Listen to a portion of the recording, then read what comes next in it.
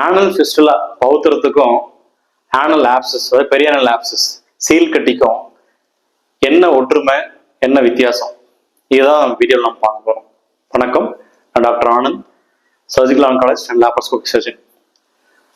So இந்த ஆனல் ஆப்சஸும் சரி ஆனல் ஃபிஸ்டுலாவும் சரி ஃபார்ம் ஆகிறதுக்கான காரணம் ஒன்று தான்.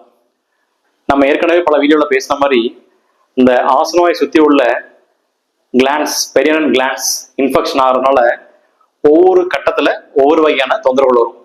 அதில் வர 2 வகையான தொந்தரவுகள் தான் ஆனல் ஆப்சஸும் ஆனல் ஃபிஸ்டுலாவும்.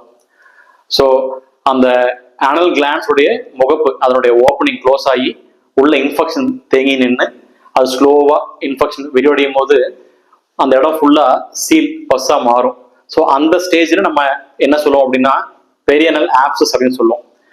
அப்போது ப்ராப்பரான ட்ரீட்மெண்ட் எடுத்துக்காம விட்டாலோ இல்லை டேப்லெட் போட்டு சரியாயிடுச்சு அது அமுங்கிச்சு அப்படியே விட்டாலோ உள்ள மீதி இருக்கிற இன்ஃபெக்ஷன் என்ன ஆகும்னா ஸ்லோவாக இன்க்ரீஸ் ஆக ஆரம்பிக்கும். அது அதிகமாகி ஒரு பாயிண்ட் ஆஃப் டைமில் தோல் பக்கத்தில் வந்து வெடிச்சு ஒரு சின்ன சூட்டு கொப்பளம் மாதிரி ஆகி அது வழியாக சீலோ தண்ணியோ ஒரு சில டைம் ரத்தம் கலந்த சீலும் கசிய ஆரம்பிக்கும். அந்த ஸ்டேஜுக்கு வரும்போது நம்ம அந்த ஃபிஸ்டுலா அப்படின்னு சொல்லுவோம்.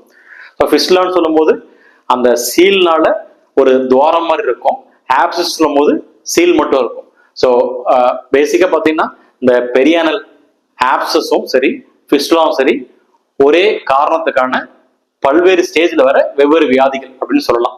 ஸோ இந்த 2 வியாதிக்கும் ப்ராப்பராக பார்த்து நம்ம ட்ரீட் பண்ணோம் அப்படின்னா கம்ப்ளீட்டாக குணமாகக்கூடிய வியாதிகள் தான்.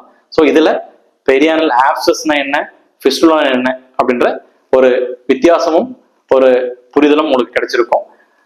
இதே போல வேறொரு வீடியோவோட நம்ம சந்திக்கலாம். நன்றி, வணக்கம்.